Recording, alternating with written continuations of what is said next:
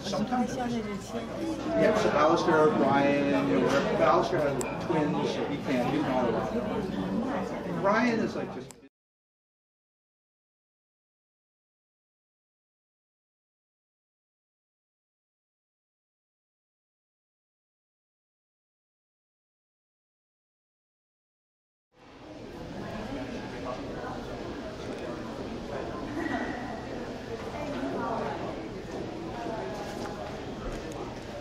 Good accomplishment. Say you've never been in this field before. Say that I'm actually, and it's not just a family. I often sometimes say, hey, when's our next show? Is the banks will do this, like the bank will sponsor the table. It's easy for them to get a bunch of Chinese financial.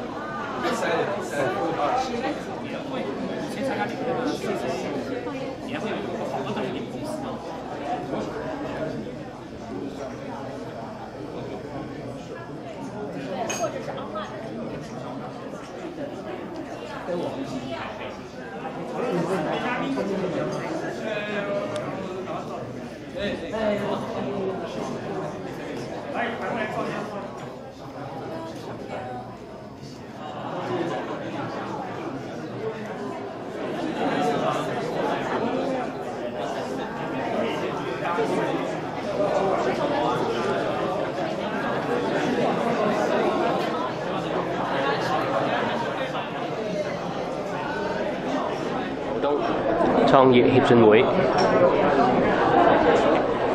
我哋今日咧舉辦我哋嘅networking luncheon 係用普通話舉辦嘅。我哋其實創業協進會咧年咧舉辦大約15至16個活動，咁一年其中15個活動裏邊中間會有2個用普通話。咁今日咧我哋請到3位嘅嘉賓去同我哋分享佢哋喺加拿大創業嘅經驗同埋遇到嘅問題點樣去解決咁樣。咁佢哋喺唔同嘅行業啦，有律師啦，有中小企嘅生意，同埋亦都有大型啲嘅企業嘅。Excellent. And why focus on Mandarin speaking entrepreneurs at this time? 我哋喺呢幾年留意到咧，我哋有一個更大嘅需求，就喺國內嘅新移民越嚟越多。咁我哋亦都想創業對創業嘅興趣同埋想做多啲嘅活動咧，亦都係個 demand 係提升咗嘅。咁所以我哋決定用呢個咁嘅平台去吸引多一啲普通話嘅會員去參加我哋嘅活動。Excellent. And for the guest speakers that you've invited for this time, any special message or theme you want them to deliver to your members? 其實佢哋喺唔同3個嘅今日嘅嘉賓咧，其實係唔同行業嘅其中一個代表。咁佢哋其實嘅信息咧就唔係話都係會圍繞住喺點樣去作為一個喺華人喺加拿大創業嚟講會遇到嘅唔同嘅形式嘅問題，而喺唔同佢哋自己行業面對咗一啲唔同嘅挑戰，咁佢哋點樣去解決咁樣。Excellent. And finally, any new program planning or direction for the ACCE in 2020?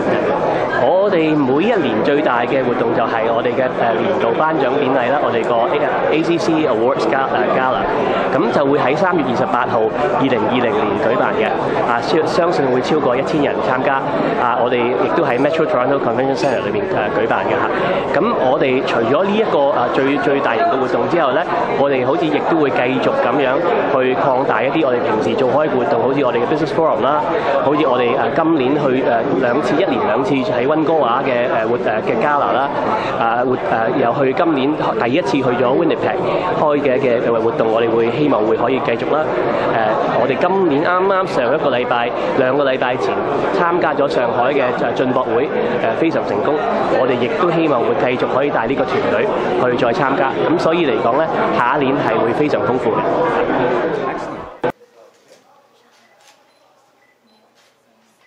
下一個請大家請各位。